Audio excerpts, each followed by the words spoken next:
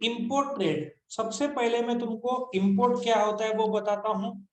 Supposedly United Arab Emirates, ये इसमें Dubai पकड़ लो, उसमें 7 स्टेट्स आते हैं, वहां से गोल्ड, उनका 35% व्यापार गोल्ड का ही है, वहां से इंडियन इंपोर्टर गोल्ड खरीद रहा है। अब जरा कुछ स्टैटिस्टिक्स समझो और सुनो। क्यों लोग दुबई से गोल्ड खरीदना प्रेफर करते हैं? क्योंकि दुबई का gold is 15% approximately cheaper than India. एक और चीज, if you go to Chennai gold shop, तुमको चेन्नई टाइप गोल्ड मिलेगा। If you go to Delhi, north India style मिलेगा। महाराष्ट्रन स्टाइल मिलेगा। दुबई में जाओ तुमको हर वैरायटी मिलेगा। पहला एडवांटेज। दूसरा एडवांटेज, 15 से 20%, 15% जितना सस्ता पड़ता है, 4 से 6 हजार रुपया, 50,000 तो 6-7 हजार रुपया सस्ता पड़ता है। तीसरा number, Indian women can purchase 50,000 rupees of gold from Dubai duty free. India में फिर टैक्स लगेगा नहीं। नहीं सॉरी, इंडियन फीमेल को ₹1,00,000 का बेनिफिट दिया। औरत 1,00,000 रुपए तक का गोल्ड खरीद सकती है दुबई से, और आदमी 50,000 रुपया। उसके ऊपर तुमको टैक्स लगेगा। टैक्स का रेट है 12.5%। फिर उसमें करीबन I think 3% agriculture and infrastructure cess. उसके बाद जीएसटी 3%। सो करीबन इट गोज टू 17.5-18% पड़ता है। ठीक है, तो लोग गोल्ड खरीद के पहन के आ जाते हैं। समझ में आया?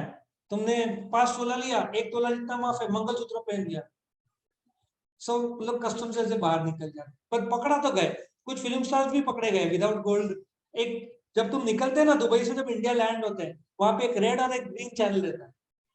लोग ग्रीन चैनल से निकलते हैं, मतलब ड्यूटी पे करने की जरूरत नहीं है। ग्रीन चैनल के बाद आदमी बराबर देखते रहता है कस्टम्स का कौन क्या है, और लोग चुप चुप के जाते हैं। और रेड चैनल मतलब तुम इज्जत से टैक्स भर रहे हो और जा रहे।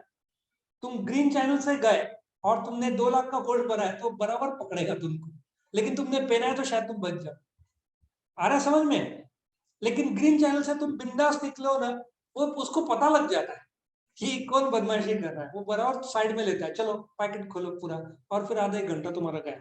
और बाई चांस बहुत ज्यादा बोल रहा 50 लाख करोड़ का, तो समझ लो तुम अरेस्ट हो जाओ।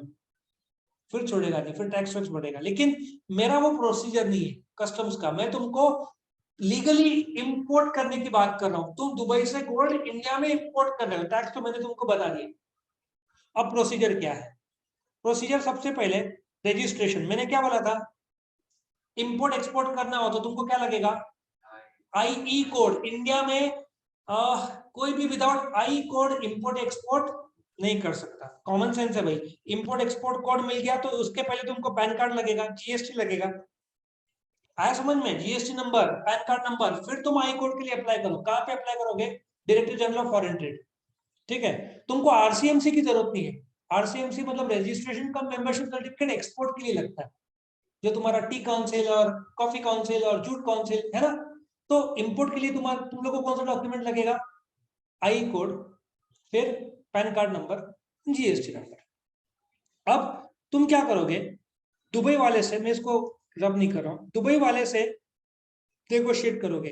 गोल्ड का दाम कब मिलेगा, ठीक है, कितना उधारी रहेगा, ये सब। इंडिया की मेजर बिग बिग गोल्ड के दुकान वहां पे तुमको मिल जाएंगे। और वहां पे जो काम करने वाले, गोल्ड सूक बोलते हैं दुबई में, SOUK, that's a market. Gold market को सूक दे कॉल इट। बहुत बढ़िया और गजब जगह है ना। अब तुम तैयार हो इंपोर्ट करने के लिए। कोटा सर्टिफिकेट। एक होता है प्रोहिबिटेड गुड्स, तुम इंपोर्ट नहीं कर सकते जानवर। एक होता है रेस्ट्रिक्टेड गुड्स, जो जिसमें एक लिमिटेशन आता है। एक होता है कैनलाइज्ड गुड्स, जैसे petrol, Hindustan petroleum, Bharat petroleum से ही इंपोर्ट हो सकता है। एक होता है फ्री गुड्स। तो चेक करो क्या तुम्हारा गुड्स में कोटा है, लिमिटेड है, क्या प्रोहिबिटेड है, क्या रेस्ट्रिक्ट। पेट्रोल है तो भूल जाओ, बंदूक है तो पॉसिबल नहीं है। अरे नॉर्मल पेन पेंसिल रबर वो सब नॉर्मल फ्री गुड्स में आएगा। तो पहले तो चेक कर लो तुम्हारा गुड्स कौन से कैटेगरी में आता है। फिर फॉरेन एक्सचेंज क्लियरेंस। भाई दुबई वाला तुमको रुपीज में नहीं कोट करेगा, किस में कोट करेगा? दिरहम्स में कोट करेगा, तुमको दिरहम्स में पे करना पड़ेगा। लेकिन तुम बोलोगे कैसे? इंडियन करेंसी कन्वर्ट हो जाएगा इनटू दिरहम्स और वो वहां पे जाएगा। ठीक है, अब तुमको पसंद आया, तुमने बोला कि 10 किलो गोल्ड जिसका वर्थ होगा, कितना होगा, 5 करोड़ रुपया, तो तुमको दुबई से थोड़ा सस्ता मिलेगा, 4.25 करोड़ रुपया, 4.5 करोड़, 4.5 करोड़ पकड़ लो। ये कहां से आना है? दुबई से आना है। अब दुबई वाला भी होशियार है, वो अपने को क्या बोलेगा, भाई लेटर ऑफ क्रेडिट ओपन कर। इंपोर्टर ओपन करता ना, तो अपन अपने बैंक को बोलेंगे भाई यहां से वो शेख के नाम पे लेटर ऑफ क्रेडिट ओपन कर। शेख को लेटर ऑफ क्रेडिट मिल गया, अब वो बोलेगा बिंदास गोल्ड बेचते, क्योंकि अपना एसबीआई रिवोक नहीं कर सकता पेमेंट करना। और अब एसबीआई मेरा बैंक है, तो एसबीआई मेरा पूरा बैंक देखने के बाद देगा लेटर ऑफ क्रेडिट, ऐसा थोड़ी देगा। नहीं तो गोल्ड लेके मैं भाग गया। और दुबई का गोल्ड मजाक नहीं है, प्योर फॉर्म में रहता है। इंडिया में क्या 24 कैरेट, 23 कैरेट बोल के 21 कैरेट में देंगे, 22 कैरेट बोल के 18 में देंगे। दिल्ली में बहुत होता था पहले, और अभी भी होता होगा। अभी तो सर्टिफिकेट आ गया, बीआई स्टैंडर्ड्स आ गया, लेकिन अभी भी मेरे को नहीं समझे। मेरे स्टूडेंट जो है गोल्ड वाला, अपना क्या नाम है, पीयूष, पीयूष के फादर डिजाइनिंग करते हैं सब मुझे। ठीक है, तो इन लोग को तुरंत देख के पता चल जाता है। मेरे को पीतल भी दिखाएगा, गोल्ड बोलूंगा हाँ गोल्ड है। इस मामले में मैं मेरे एक दो क्या आधा ना गोल्ड के स्टूडेंट, मेरे स्टूडेंट्स के फादर आते हैं, वो देख के बोल देते हैं, मैं देख के बता सकता हूँ कैरेट क्या है, इसका क्वालिटी क्या है। भाई दिन भर गोल्ड के साथ रहते हैं। और गोल्ड की दुकान में जाओगे ना, एक अलग ही चमक रहता है। गोल्ड के शॉप ओनर्स के पास जाना, वाइब्रेशन है ना गोल्ड के, एक अलग ही तेज में देखता हूँ ये जो भी गोल्ड शॉप्स के ओनर्स है। तो लेटर ऑफ क्रेडिट ओपन किया, शेख बोलेगा अभी गुड्स तैयारी करो बेचने। सो वापिस से तुम क्या अपॉइंट करोगे? सी एंड एफ। अच्छा, सी एंड एफ में जब एक्सपोर्ट करते हैं तो फॉरवर्डिंग एजेंट होता है, जब इंपोर्ट करते हैं तो क्लियरिंग एजेंट का काम है। अब तुम बोलोगे क्यों? क्योंकि जैसे गुड्स आएगा पोर्ट में, तो बहुत सारे प्रक्रिया है भाई। लेट ऑर्डर लगेगा, उसके बाद बिल ऑफ एंट्री लगेगा, बिल ऑफ लादिंग लगेगा, ट्रक से अनलोड होगा, फिर वेयरहाउस में जाएगा, बॉन्डेड वेयरहाउस है क्या, ड्यूटी वेयरहाउस है, नासिक में आएगा। ये सब प्रोसीजर तुम हर प्रोसीजर नहीं कर पाओगे। आ रहा समझ में? तो तुमने क्लियरिंग एंड फॉरवर्डिंग एजेंट को अपॉइंट किया। अब वहां से उसने शिपमेंट एडवाइस दिया कि भाई गुड्स निकल चुका है दुबई से, ये तुमको आज तारीख क्या है, सॉरी वापिस एक बार बोलना, 17 तारीख को तुमको मिल जाएगा। उसका शिपमेंट एडवाइस आ गया। अब मैं 17 तारीख को प्रोसीजर नहीं करूंगा भाई, मैं आज से प्रोसीजर शुरू कर दूंगा। पहले लेटर ऑफ क्रेडिट सब फाइल करके रखूंगा, सब तैयारी करके। कैसे मिंत्रा या तुम जगह सेल में तुम पहले से शॉपिंग बाय ऑर्डर में रखते हो ना, क्योंकि तुरंत खत्म हो जाता है। यदि तुम्हारे सस्ते वाले शर्ट से कुछ लोग खरीदना चाहते हैं, 50-100 200-300, तुम 1500-2000 की शर्ट मिल जाएगा, लेकिन 800-1000-1200 की शर्ट्स नहीं मिलती, फिर वो with in half an hour वो आउट हो जाते हैं। तो कुछ लोग क्या करते हैं, पहले से ऑर्डर प्लेस करके रखते हैं। तो बेटर है प्रक्रिया शिप जब तक रास्ते में, तब तक प्रक्रिया पूरी कर लो। अब वॉशिंग मशीन चल रहा है, तब तक क्यों बैठ रहे हो, किचन में खाना बना लो, सिंपल सा है ना, वो तो अपना काम करते रहेगा, शिप तो अपने आती रहेगी। स्मार्टनेस इसको बोलते हैं ना, एक काम चल रहा है तब तक दूसरा काम चलो। आ रहा समझ में? सो अभी शिपमेंट एडवाइस दिया, तो रिसीट ऑफ डॉक्यूमेंट। अब लेटर ऑफ क्रेडिट नहीं बोला है तो डॉक्यूमेंट मेरे पास आएंगे सीधा, और लेटर ऑफ क्रेडिट बोला है तो डॉक्यूमेंट किसके पास जाएगा? बैंक के पास जाएगा। बाद में बैंक मुझे देगा। उसमें सबसे महत्व इंपॉर्टेंट डॉक्यूमेंट कौन सा? Bill of lading. Bill of lading के बिना कैप्टन गुड थोड़ी रिलीज करेगा। समझ में आ रहा है? बिल ऑफ लादिंग हैवी तो नहीं हो रहा है तुमको? वहां से गुड्स के डॉक्यूमेंट्स वो मुझे भेजेगा, मेरे पास आएगा, या लेटर ऑफ क्रेडिट है तो बैंक के पास जाएगा। बिल ऑफ एंट्री ये सबसे इंपॉर्टेंट डॉक्यूमेंट है भाई, करीबन 6 कॉपीज में बनाने पड़ते हैं। ये इंपोर्टर का जवाबदारी, ये सब अभी ऑनलाइन होता है। तुम बिल ऑफ एंट्री के बिना, कस्टम्स सी गवर्नमेंट का रोल है, कस्टम्स का गवर्नमेंट रिलीज करेगा, तो बिल ऑफ एंट्री गवर्नमेंट के पास फाइल करोगे। क्यों भाई? टैक्स भरना है ना। मैंने क्या बोला, कितना टैक्स है? करीबन 18%, 17.5 टैक्स है। किस पे? गोल्ड पे। पहले कितना था गोल्ड पे? 7.5। अभी गवर्नमेंट ने बढ़ा दिया, क्योंकि पिछले साल का ये साल 650 गोल्ड ज्यादा इंपोर्ट हुआ है। India second largest consumer of gold in the world. तुम बोलोगे क्यों? भाई आईफोन के अंदर भी गोल्ड के कुछ अंश है, कुछ चीजें सोल्डरिंग में लगता है गोल्ड, सोल्डरिंग में कुछ सिल्वर भी लगता है, लेकिन एप्पल वाले रिसाइकल्ड गोल्ड यूज करते हैं। तो लोग बोलते हैं कि पहले का हम नया नहीं खरीदते, पृथ्वी से निकालते ना गोल्ड, तो वो लोग बोलते नहीं, ऑलरेडी जो गोल्ड है उसमें से हम रिसाइकल्ड गोल्ड यूज करते हैं, that is what Apple says. तुम आराम से मिल जाएगा कुछ जगह पे। इलेक्ट्रॉनिक्स में क्या है, सिर्फ जो वायरिंग को लगता है सिल्वर 50,000 के ऊपर क्यों है सिल्वर? लेडीज लोग कहाँ सिल्वर कम पहनते हैं, वो लोग गोल्ड पहनते हैं। सिल्वर इलेक्ट्रॉनिक्स में लगता है भाई, कॉपर सिल्वर गोल्ड भी इलेक्ट्रॉनिक्स में लगता है। तुमको हाई क्वालिटी रखना है तो एप्पल के अंदर भी तुमको मिल जाए।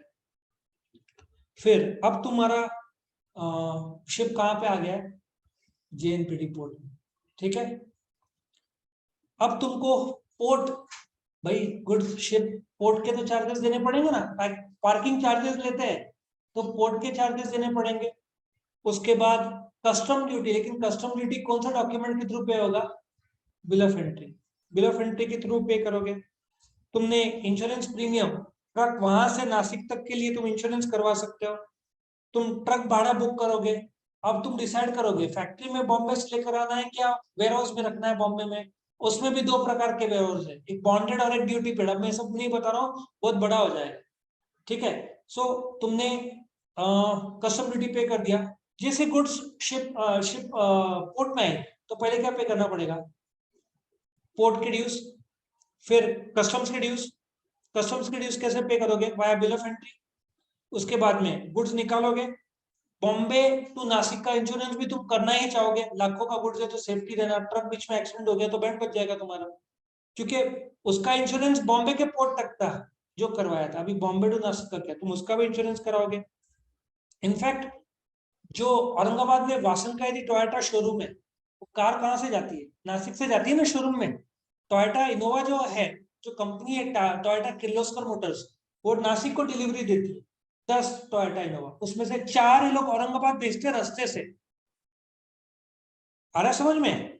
लेकिन from Nashik to Aurangabad 160 kilometre का भी इंश्योर्ड रहता है इनका। और ऐसे भी हुए हैं कि डिलीवरी देते समय किसी ने संगमनेर में बोला हमको इधर डिलीवरी दो, रास्ते में सिन्नर में एक्सीडेंट हो गया गाड़ी। विदाउट इंश्योरेंस गाड़ी निकलती नहीं है शोरूम से पहला, लेकिन ट्रांजिट इंश्योरेंस ये लोग जरूर निकालते हैं। भाई 30 लाख की इनोवा है ना, तुम्हारा टोयोटा इनोवा क्रिस्टा 2.4 ZX, जो उसके अलग अलग मॉडल्स है, 30 लाख की गाड़ी तुम ऐसे ही विदाउट इंश्योरेंस थोड़ी भेजोगे। तो नासिक टू औरंगाबाद भी एक 4 घंटे का जर्नी भी लोग इंश्योर करवाते हैं। तो बॉम्बे टू नासिक तो कराना चाहिए ना भाई, लाखों का गुड्स है। पेमेंट ऑफ तुमने सब कर दिया, पोर्ट के चार्जेस पर। अच्छा पोर्ट के चार्जेस डिले किए, पोर्ट में पड़ा है कोई बात नहीं, डेमरेज पे करो, एक्स्ट्रा चार्जेस लगता है भाई, जल्दी से जल्दी छोड़ाओ वहां से। और कुछ समय बाद वो लोग ऑक्शन कर देते हैं, तुम बोलोगे देंगे देंगे, नहीं चलता, ऑक्शन हो जाएगा वो वहीं के वहीं। वहां से फिर कस्टम ड्यूटी पे करो, इंश्योरेंस निकालो, ट्रांजिट, फिर गाड़ी बुक करो। वेयर हाउस में या तो तुमको फैक्ट्री में नहीं चाहिए तो वेयर हाउस, उसमें भी बॉन्डेड या ड्यूटी पेड, डिपेंड कौन सा टाइप का तुम ऑप्ट करते हो। फिर वो आएगा इधर, एक्सपोर्टर को पेमेंट करो और फॉलो की गुड्स अच्छा है, एवरीथिंग इज फाइन। तो तुम्हारा ये इंपोर्ट का प्रोसीजर भी खत्म होता है।